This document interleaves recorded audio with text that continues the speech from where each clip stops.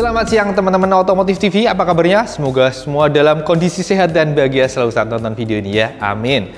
Nah teman-teman, kalau saat ini sedang ada rencana beli big bike cruiser kayak Honda Rebel, menurut saya urungkan dulu. Kenapa? Karena Kawasaki punya pesaingnya nih, Kawasaki Eliminator. Kenapa harus mempertimbangkan Eliminator? Karena ada beberapa hal yang menurut saya lebih unggul dibanding Rebel. Pertama, harganya lebih murah 31 sampai 35 juta. Kemudian tenaga mesinnya lebih besar teman-teman, meski kapasitasnya lebih kecil. Kemudian bobotnya lebih ringan. Tentu saja saat dinaiki mestinya akan lebih menyenangkan ya, kan lebih ringan, tenaga lebih besar. Kemudian fitur-fiturnya juga nggak kalah teman-teman. Nah, apa aja sih fitur andalannya? Kayak gimana posisi berkendaranya, detail-detail dari Eliminator ini. Nah, untuk lebih jelasnya tonton terus sampai akhir, jangan kemana-mana.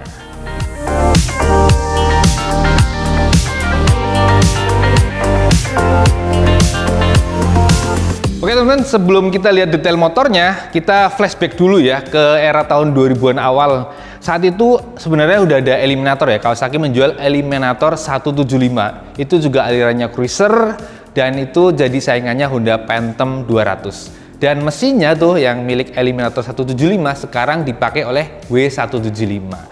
Ya, flashback sedikit ya. Cuma kali ini Eliminator yang versi 2023 ini beda teman-teman. Ini mesinnya lebih besar ya, makanya big bike ini kapasitas mesinnya 451 cc. Makanya sangat bersaing dengan Honda Rebel yang mesinnya 471 cc.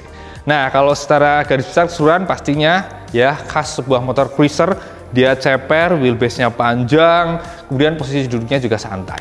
Nah, sekarang kita lanjut lihat detail-detailnya dari area depan. Kamera maju ke sini. Oh ya teman-teman, info aja tambahan, jadi Eliminator ada dua versi, ada yang standar dan yang SE. Yang kita lihat sekarang ini versi standar dulu, nanti SE kita lanjut setelah detail ini. Jadi nanti kita bisa tahu bedanya apa aja. Oke, kita lanjut langsung lihat dari area depan. Kita lihat dari awal area sini, langsung kita temukan adalah lampu utama yang bentuknya pastinya bulat, khas cruiser biar kelihatan lebih agak-agak retro gitu. Dan pastinya di dalamnya sudah pakai lampu LED. Yang sayangnya untuk yang standar ini ternyata nggak nyala. Nanti kita lihat di yang versi SE. Yang pasti di dalamnya ada LED untuk lampu dekat yang atas, lampu jauh yang bawah. Dan ini ada terpisah gitu, ada ornamennya. Kemudian di kanan kirinya terdapat lampu sein yang mana ini bentuknya khas banget ya, kayak miliknya ZX25RR yang baru atau ZX10 ya. LED tipis gitu dan ada satu titik LED di sini. Dan ini yang banyak dibilang kayak milik Honda CB ya gitu atau CBR. Tapi sebenarnya agak beda. Dia tangkainya itu lebih keker ya, lebih tebel gitu. Kemudian untuk yang versi standar ini, batok lampunya ini nggak ada covernya ya, jadi bulat aja dibiarkan polos gitu. Oke, kita lanjut ke area bawahnya. Kita pasti temukan area kaki-kaki depan yang mana ditopang oleh suspensi yang masih teleskopik. Ini diameter asnya 41 mili. Dan untuk yang versi standar ini dikasih topi teman-teman untuk pelindung debu ya, biar tidak langsung nempel. Lalu di bawahnya tentu saja terpasang sebuah spatbor yang ukurannya cukup ramping. Dan kita lihat di area sini roda depan, ini khas cruiser ya. Diameternya lebih besar yang depan teman-teman. Untuk yang Eliminator ya beda dengan Rebel. Kalau Rebel depan belakang ringnya sama. Kalau di Eliminator bener-bener khasnya sebuah cruiser ya, depan lebih besar. Ini pakai ukuran 18 in dengan ban ukuran 130/70 ring 18. Dan bentuk kembangan bannya lumayan agak ada kasar gitu ya, meski tetap halus, cocok buat di kondisi aspal, tapi mungkin di jalan-jalan agak berpasir dikit masih oke gitu. Dan kalau kita lihat peleknya, ini palangnya keren ya, ini palang 10, walaupun sebenarnya ada 5 tapi bercabang. Bentuknya tuh kesannya sporty ya, karena palangnya tipis-tipis. Lalu di sini bisa kita temukan tentu saja rem depan yang mana ini pakai cakram tunggal, yang model fix, nggak floating, diameternya 310 mili. Dan dikawal kaliper Nissin 2 piston dan pastinya sudah ada ABS gitu. Oke, kita lanjut ke area atas, area stang dan speedometernya.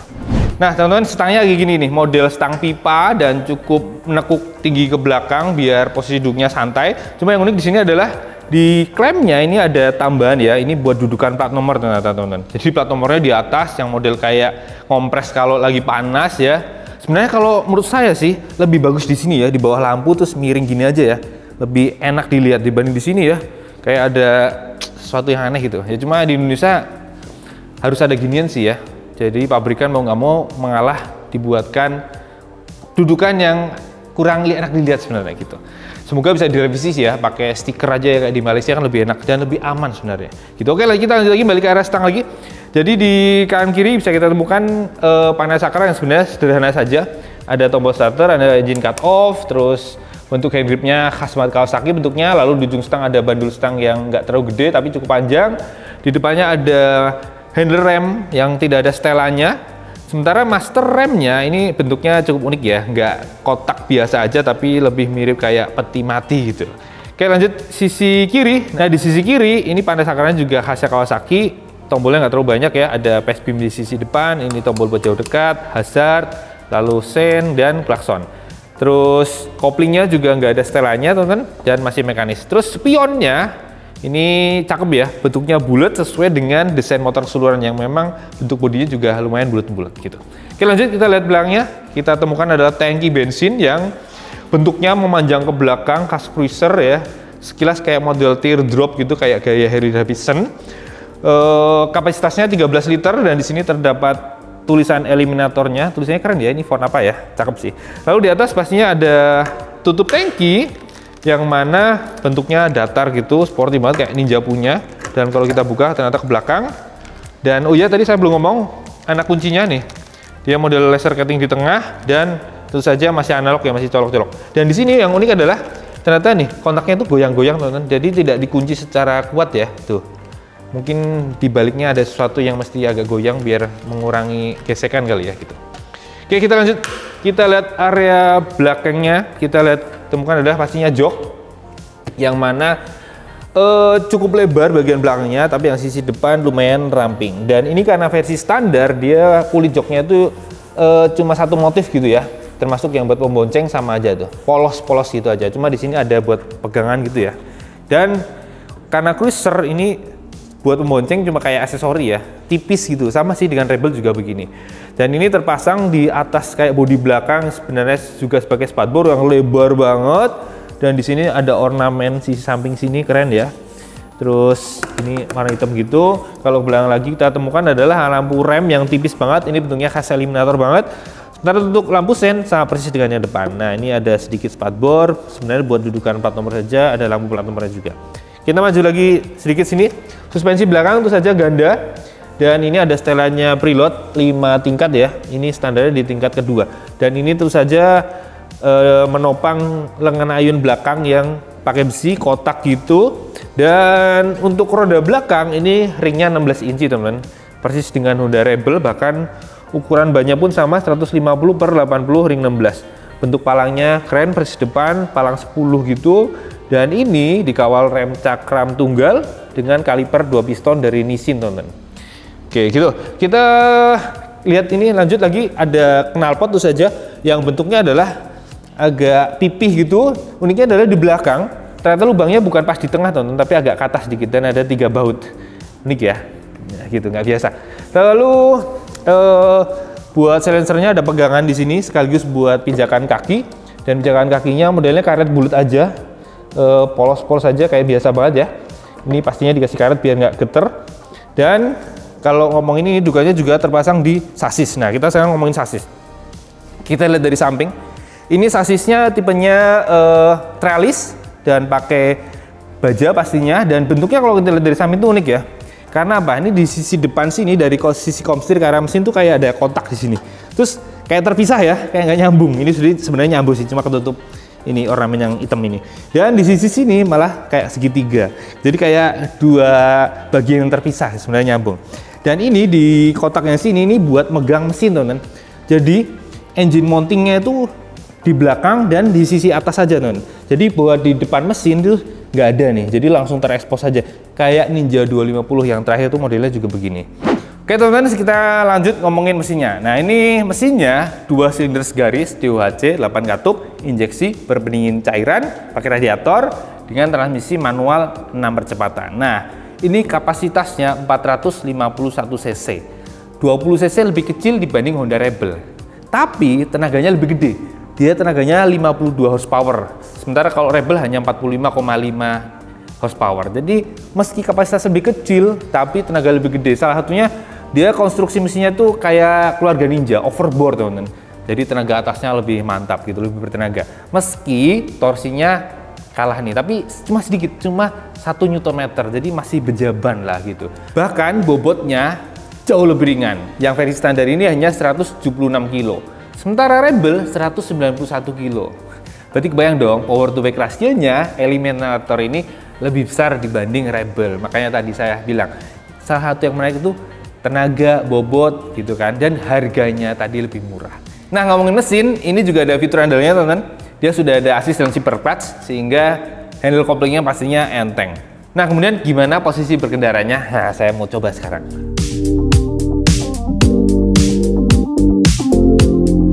Oke, saya mau cobain duduk di atas motornya. Ini tinggi joknya 735 mili teman-teman, jadi termasuk ceper ya, meski tidak seceper Rebel yang 690 mili. Lihat, kaki saya masih nekuk ya, saya tingginya 173 cm dengan bobot 65 kg. Kemudian Eliminator ini ternyata sebuah cruiser yang masih cukup sigap ya, karena pijakan kakinya bukan yang maju banget, bukan selonjor banget ya, tapi hanya sedikit lebih maju dibanding joknya. Jadi posisi duduknya begini nih teman-teman. Jadi stangnya ternyata relatif tinggi, santai, meski agak jauh ya, tangannya lurus. Lihat kakinya juga ya cukup rileks. Terus busa joknya ternyata lumayan empuk. Ini rasanya buat dipakai harian sih masih oke, enak ya. Terus suspensinya ketika diayun sedengan aja, bukan yang empuk banget tapi bukan yang keras. Demikian juga yang belakang dengan setelan preload standar gini cukup box gitu. Oke, gitu teman-teman. Kita lihat yang versi standar. Jadi ini harganya hanya 165,9 juta on the road Jakarta. Itu murah banget tuh. Itu beda sekitar 35 juta dibanding Honda Rebel yang saat ini harganya 201 juta lebih dikit gitu. Gokil ya. Nah, sekarang kita lanjut ngomongin yang SE.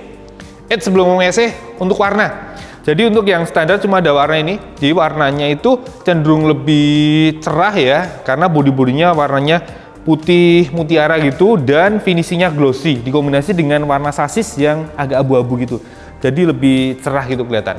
Beda dengan yang SE. Nah, ini dia teman-teman yang SE. Nah, kelihatan kan kalau ini dari warnanya aja kesannya itu lebih serem, lebih gimana ya, lebih keker gitu, lebih misterius gitu, karena didominasi oleh warna gelap teman-teman. Jadi sasisnya aja hitam meski dia glossy, dan body-bodinya nih kombinasi antara warna hitam dan abu-abu metalik, tapi finishnya matte teman-teman atau doff, jadi kesannya lebih serem gitu ya. Dan yang SE ini harganya hanya beda 4 juta dibanding yang standar. Ini harganya 169,9 juta on the road Jakarta tuh. Bedanya berarti sekitar 31 juta dibanding Rebel. Gimana? Menarik banget kan? Dapat ini masih sisanya bisa buat beli motor satu lagi. Terus bedanya apa aja? Oke, bedanya ada di beberapa bagian teman-teman. Kalau dari depan sini, suspensi depan nih. Suspensinya kalau yang SE dia ada karet pelindung, jadi suspensi lebih awet dia bakalan ya, karena seal-sealnya nggak kena debu gitu. Kalau tadi yang standar kan cuma ada kayak topi. Lalu di atasnya ini juga dikasih cover, jadi gelap gitu, menambah kesan seremnya, kekernya. Lalu batok lampunya teman-teman beda lagi nih. Jadi kalau yang SE tuh ada covernya gitu, ada kedoknya, jadi kesan membulatnya lebih dapet, ya kesannya makin unik. Sekalian kita lihat sorot lampunya nih. Nah, ini lampu dekatnya atas, kemudian lampu jauhnya yang bawah gitu, nyalanya begini, dan sorotnya cukup terang gitu. Oke, kita lanjut. Bedanya lagi adalah dia ada aksesori tambahan berubah USB port ya teman-teman, bisa buat ngecas smartphone atau GPS, dan ini model Type-C dan ukurannya termasuk gede banget ya, terpasang di atas master rem gitu, nempel di dudukan spion. Ini nongol banget sih menurut saya ya, kenapa bukan yang model tersembunyi gitu. Berarti kabelnya kan jadi kelihatan berseliweran gitu. Kita lanjut, lihat speedometer. Tadi kita belum bahas speedometernya karena versi standar nggak nyala. Nah, kalau sini nyala. Nih, modelnya bulat, full digital, informasinya ada tachometer, ada speedometer, ada jam.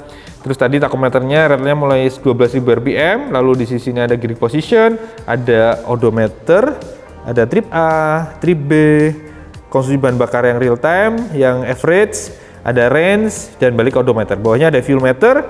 Lalu ini ada lambang Bluetooth karena bisa terkoneksi dengan aplikasi di smartphone teman-teman. Jadi ketika ada telepon atau pesan masuk, dia akan muncul notifikasi di sebelah sini. Gitu. Lalu di sini ada lampu buat tekanan oli. Di atas ini ada beberapa lampu juga, ada check engine, ada netral, kemudian lampu ABS, kemudian lampu jauh di sini, dan ada lampu sen di kanan kirinya, gitu aja. Lumayan ya, meski kecil tapi info yang disajikan cukup banyak. Kemudian apa lagi bedanya? Nah, kita ke belakangnya. Joknya, nah ini kalau yang versi SE, dia ada dua motif teman-teman. Yang sisi tengah sini, yang utama ini ada model totol-totol titik-titik gitu. Jadi nggak polos gitu, jadi lebih enak dilihatnya. Gitu. Nah, sekarang kita lanjut dengerin suara mesinnya. Bahas moge itu belum afdol kalau belum dengerin suaranya. Ini mestinya sih khas mesin 2 silinder segaris ya. Ini posisi stasioner, cukup ngebas ya suara knalpotnya, agak dub. Kalau mesinnya sih senyap ya, gak ada suara aneh-aneh. Ini mirip banget suara Ninja 250 yang 2 silinder. Coba kita geber.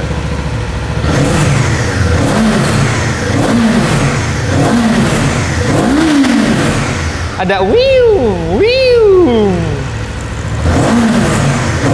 Oh iya, wiu. Unik ya. Enak sih suaranya. Ini suara knalpot standar begini. Oh ya, ternyata respon RPM-nya naiknya ternyata bukan yang galak banget. Dia kalem naiknya, wing gitu.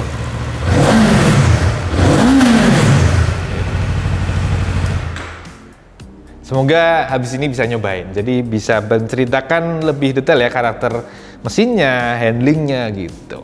Yaudah, itu aja dulu teman-teman untuk video kali ini. Kita lihat bareng Kawasaki Eliminator terbaru yang dijual oleh Kawasaki Motor Indonesia mulai di Oktober 2023 ini. Buat yang kepengen, saya rasa harus cepet-cepet deh main ke dealer Kawasaki. Karena apa?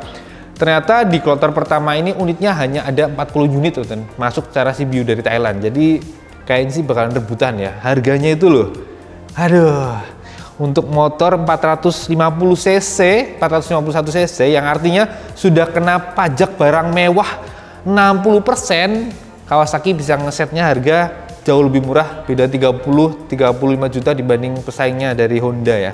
Itu gokil sih. Tapi memang Kawasaki kalau harga big bag itu memang susah dilawan. Bahkan sampai ZX-10R atau Ninja 1000 itu harganya memang paling murah di kelasnya. Honda, Yamaha, apalagi merek-merek Eropa tidak bisa menyaingi. Bahkan yang termasuk cruiser kelas menengah gini pun harganya susah dilawan gitu. Yaudah, gitu aja teman-teman video kali ini.